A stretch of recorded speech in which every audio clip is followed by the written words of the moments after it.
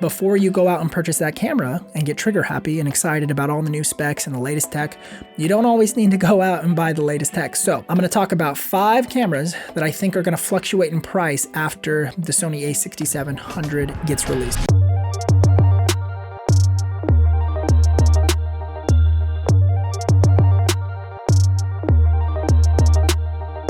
Today, we're going to be experimenting with the podcast format and going a little bit deeper on a subject. I'm a big fan of podcasts. I love listening to podcasts in the car and just enjoying all that podcasts have to offer in terms of depth. I like my videos normally on YouTube to be a little bit shorter, a little bit snappier to appeal to a broader audience, someone looking for quick information to answer a specific question. But this video, we're going to talk about several things, and you might get a variety of questions answered here. But the main thing we're going to talk about on this episode of the podcast is going to be the Sony A6700 or A7000. I don't know exactly what it's going to be called yet, but it's rumored to be released according to Sony Alpha Rumors. They used to not be as reliable, but I've noticed over the last few camera releases, they've been pretty spot on with their estimates. So I think we're going to see a new camera. Probably the A6700 is my guess is what it'll be called on July 12th. So I'm excited for that release, but it's going to do some things in the Sony camera market that I don't know, I haven't seen a lot of people talk about yet.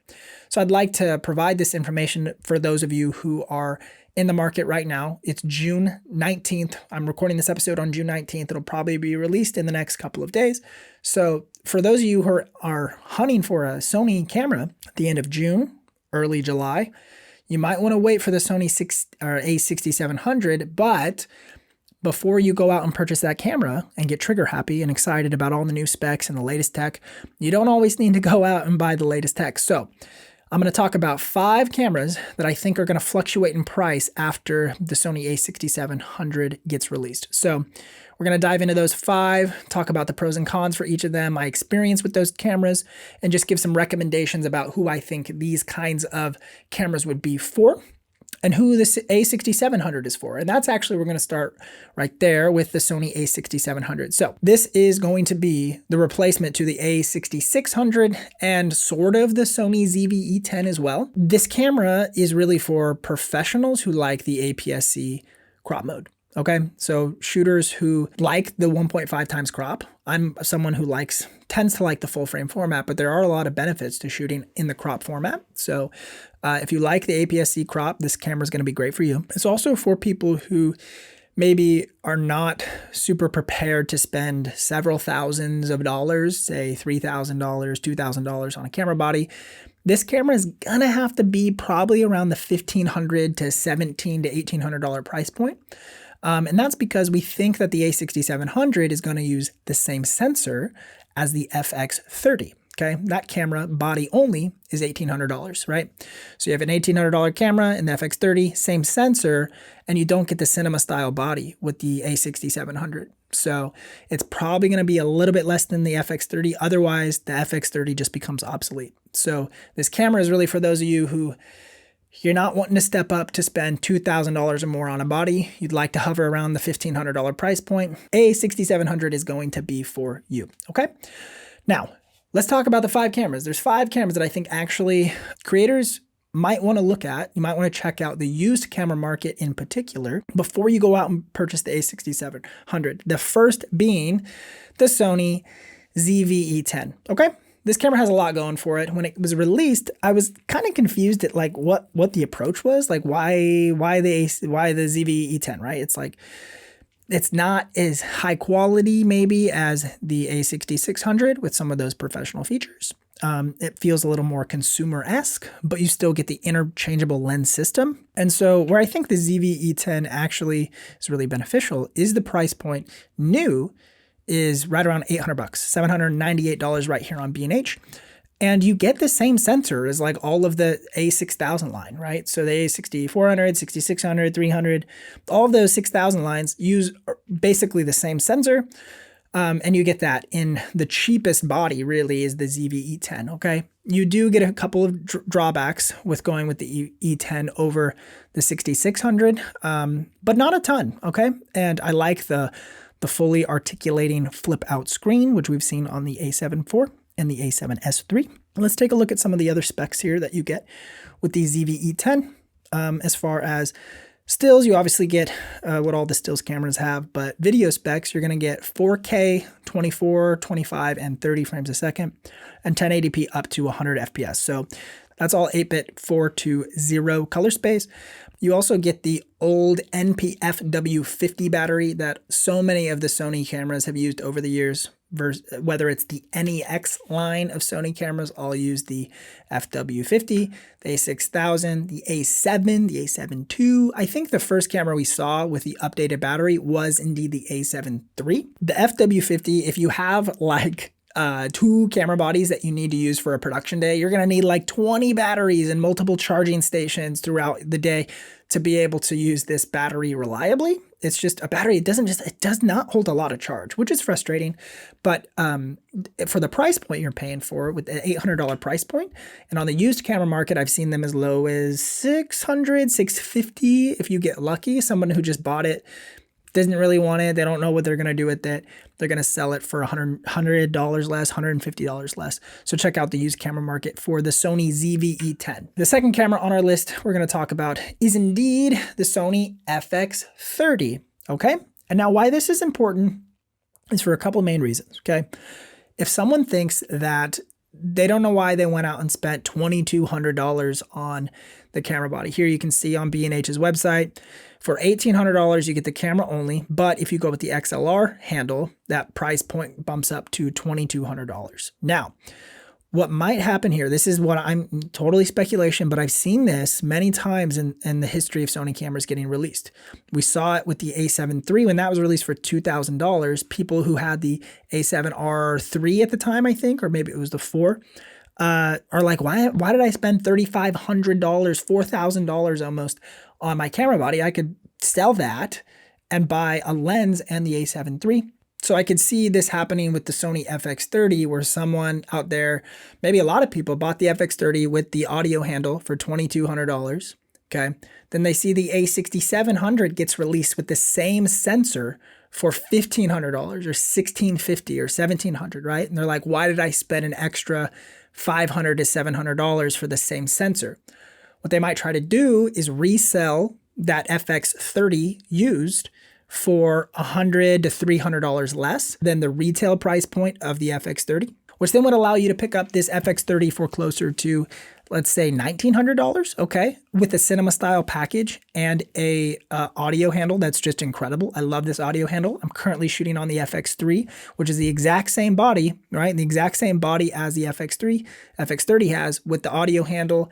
It's an incredible, ergonomically, just beautiful, magnificent camera. Love this camera. So you're in a couple camps here. You could be the person who think you overspent on the FX30 when you could get the same sensor in the A6700. So you sell off the camera for a couple $100 less so that you can pick up, you know, the A6700 and maybe reinvest that extra money you just got back into some glass or something or some accessories. And on the flip side, if you're someone who's like, I prefer the cinema style body with the audio handle, you can wait for a FX30 to come on the used camera market.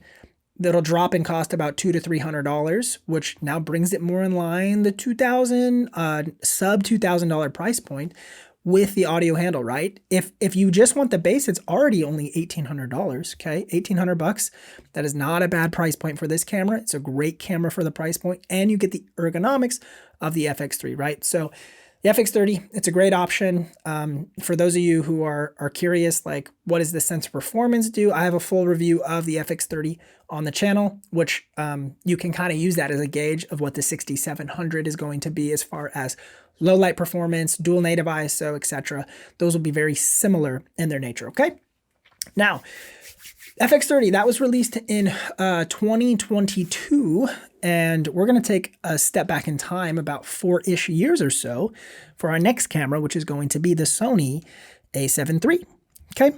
This camera, I love this camera. I have a lot of great things to say about this camera. I took this camera around the world with me. I took it to Vietnam. I took it to on tour with me on the East Coast when I was touring with music artists. This thing has been to tons of venues, shot at Madison Square Garden, shot beautiful stuff in Guatemala with this. So it's been around the world with me. Incredible camera. takes amazing photos, takes amazing video.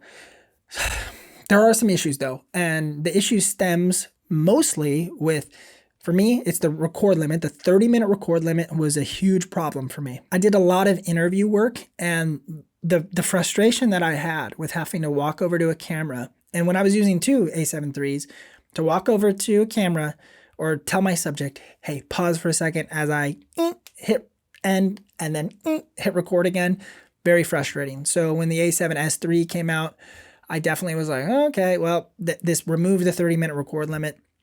So I upgraded very quickly to the A7S III, and the A7 IV removed that 30-minute record limit as well. So you are going to have the 30-minute record limit. If you can get around that, if you don't care about that, if you don't do a lot of podcasting, if you don't do a lot of interviews, that 30-minute record limit probably won't be a problem for you. You do get 4K capabilities in this camera, quality 4K video. There's some bad rolling shutter with the 4K, but it's okay if especially if you lock it off on a tripod. You're also going to get amazing photo capabilities. I shot so many weddings. This camera, to date, the A7 III probably made me more money than any camera I've ever had, because I kept it for 3 years and used it for consistent video production and photo work for that 3-year time span. And it brought me in thousands and thousands of dollars, sometimes thousands of dollars even just in a month. I probably made $75,000 to $80,000 just with projects shot with these Sony A7 III. So you spend $2,000, you get $80,000 back, net $78,000 on the exchange. I think that's a fair trade for the Sony A7 III. So the only thing holding you back with using this camera for professional gig work is probably you and your experience level. I'd really recommend you checking out the A7 III on the used camera market, because I personally sold my A7 III about a year ago, so 2022, middle of 2022, okay? Sold it for $1,500. So that camera is only going down in price. I see them at $1,200, $1,100 sometimes. If you can find someone you know who has an A7 III and wants to get rid of it, you might be able to swindle them down to $1,000, or even probably $1,000 is as low as you could go for the A7 III right now. But again, you're talking about these price points. You can go full frame camera for $1,000, $1,200. This new A6700 is going to be a crop sensor. So do you want that full frame field of view? And the FX30, I found that at around 2500 ISO, and S-Log3 was about the cap that I wanted to go. 3200 was okay, 4000, it gets up there. But anything above 4,000, I just didn't want to do it in S-Log3. And that's just the problem with the smaller sensor. It just doesn't do as well at noise performance. And the A7 III did really well at higher ISOs. I always found myself 8,000 ISO, 10,000 ISO, being able to push it in those circumstances for both photo and video needs. The FX30 just doesn't have it for photo specs. So if you're looking for a high quality hybrid camera, which I think the A6700 will be more of a hybrid shooter, it's not so much cinema centered like the FX30 was. The A7 III might be a great option for you. So check out the used camera markets for that $1,200 to $1,400 price point or below even. You might be able to find an A7 III used, still in high quality condition. Okay, moving on to the fourth option that you can take a look at is going to be what the A6700 will be replacing, which is the A6600. Now, when this camera came out, I was conflicted about it, because I liked that they were trying to do a kind of professional style APS-C camera for the Sony E-mount lineup, because there really wasn't that like professional crop sensor. And so the A6700 gave that to us. It gave us a bigger, beefier body with the larger Sony NPF-Z battery that the A7 III came out with. And so I think this camera came out in 2019. Let me check my notes here. Yeah, so it came out August 2019. So professional crop sensor kind of style. 2018, 2017 to like 2020 was kind of a weird 3 years where we had some high quality Sony cameras with amazing autofocus, great lens options. Third-party lens manufacturers were creating awesome glass for all of these Sony cameras, but we still had some limitations with the 8-bit color science, with not quality S-Log3. I just didn't love shooting an S-Log3 for video. And you had some trade-offs. So the A6600 was just kind of overpriced for me. $1,400 new, you can see here on B&H. But we're going to type in eBay here. I'm going to go to eBay and take a look at the Sony A6600. And a little known fact, okay, the first results you're going to get on eBay are going to be a little bit more expensive. I mean, here's a buy it now for $949. Okay, so there's a sub $1,000 A6600 professional APS-C crop. Now, when the A6700 comes out, okay, you got to think about what is going to happen. What's going to happen to the A6600? People aren't going to be wanting that camera for over $1,000. This one, that's $1,300. Yeah, right, seller. Who is this? Iconic Deals. You're going to have to rethink that price point there, bud, when the A6600 or A6700, excuse me, is selling for $1,500, right? You can't sell the predecessor that's 4 years older for the same price, right? Or nearly the same price, okay? So that's going to have to be rethought. All of these price points are going to be adjusted down as it's replaced with the newest model. It's just like everything in the used technology world, televisions, cars, computers, cell phones, all of these, as soon as the newest model comes out, everything else drops in price points. So the A6600, I'm certain will come down even further. Now let's also filter by sold items so we can see what these items are actually selling for lately. Okay, now we see just these sold items. So we're seeing here's $1,000, $1,200, $910, $1,050. So these numbers are just going to get lower and lower. I think we're going to start seeing more closer to the $950, $910, right in this $900 price range is probably what you can get the A6600 for after the A6700 gets released. So that's the A6600. And finally, we're going to talk about the Sony A6400, which essentially has all of the same pros as the A6600 as far as image quality, resolutions, color science, all of that, old menu system. So some trade-offs there. And where you're going to save the money is because of the smaller grip. So you're kind of getting back to the A6300, A6500, A6000. It's that smaller A6000 style body, but you do get a fully flip-up screen. So this camera is awesome for doing stuff like this. Webcams, connecting your computer to your camera and using that as a webcam to be able to view yourself or do some streaming. So the A6400, I know Caleb Pike from DSLR Video Shooter uses that camera a lot for streaming purposes. I know a couple of other creators who use it as well. So it's a great streaming option for $900 new, but that is ridiculous. So let's take a look at what it is on the used camera market. Here we go, $6,400. That's parts only. So here's $775, $780. And these again are sold items. This is what I always do when I do research.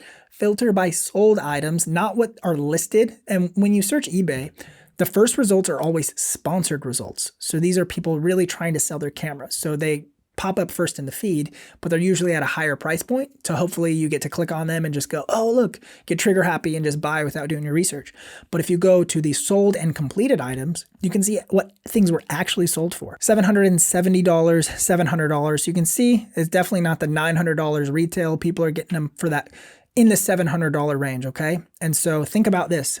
The A6700 comes out and it's $1,500 to $1,700, you can save yourself a ton of money by going back in time just a couple iterations, going for a used camera model like the 5 listed here. Now, I'm going to wrap this podcast up with 3 questions you need to ask yourself before you purchase any camera body. These new tech releases cause us to make kind of irrational, instant gratification decisions. And I'd recommend to you to use some delayed gratification and use some long-term processing to think about, is this actually something you really need? So the first question to ask yourself is, what is your budget? What kind of cash do you have on hand? What kind of revenue is your business or your freelancing generating as an independent contractor, whatever it is you're doing? Do you have the cash on hand to pay for these upgrades? I don't recommend going into debt by swiping a credit card and purchasing a camera you don't have the money to pay for, okay? That's not a wise decision. So what is your budget? Write that down on paper, and it might be $700, okay? You write down, you have $700 to do an upgrade. You can see in this video that gives you some price points to work with. There's 2 or 3 camera bodies in this, in just these 5 that I listed here that could get you something for around $700 or so. So first question is, What is your budget? Write that down and stick to it. Okay, the second question you need to ask yourself, do you shoot more video or photographs? Okay, this is an important question because depending on your answer, if you do more video work, this opens you up the ability to look at a camera like the FX30 and think about the video features of the rest of the cameras when weighing your decision. But if you are not someone who does video production, then you're just thinking about the photograph capabilities of these cameras. And a lot of them are really similar. So the photos you're going to get of the A6600 and the Sony ZV-E E10 are very similar photographs that are going to come out of that camera body. Very different price points there, very different used camera price points. So if you're just taking photos, all of these cameras are going to get you great results. Also, do you want a full frame option? The A7 III might be a great option for you if you just take photos. And then the video side, again, it's like the FX30 is a great, amazing cinema camera. So that opens you up to that realm as well. So ask yourself, do I do photo? Do I do video work? And which one is the priority as I'm looking to upgrade my camera body? And the last thing you need to ask yourself is this question: what is the camera that you currently own? Okay, this is a question that I need to ask myself all too often because it's like, Craig, what camera am I currently using? And what are the capabilities of that camera as they stack up to the new camera release or a past camera that's came out that maybe I want to upgrade to because my current camera doesn't meet that standard, right? It's like, what are the actual tangible upgrades that will benefit you when you upgrade your existing camera body to a new camera model that you're wanting to look at, okay? You really got to think about this because I think people unnecessarily, irrationally upgrade their camera and they're kind of getting the same thing, right? If you have the A6400 and you're upgrading to the A6600, you're not getting a whole lot as far as capabilities are concerned, right? You're getting a little bit of a beefier body with a different battery design and maybe like a couple of different features, but ultimately it's kind of the same camera. There's not a lot of reason to upgrade from the 6400 to the 6600. Or if you have the ZV-E10, there's not a whole lot of reason to transfer over to the A6600, right? These are very similar camera models, okay? You gotta ask yourself, does this upgrade actually warrant the ability for me to earn more income for my business?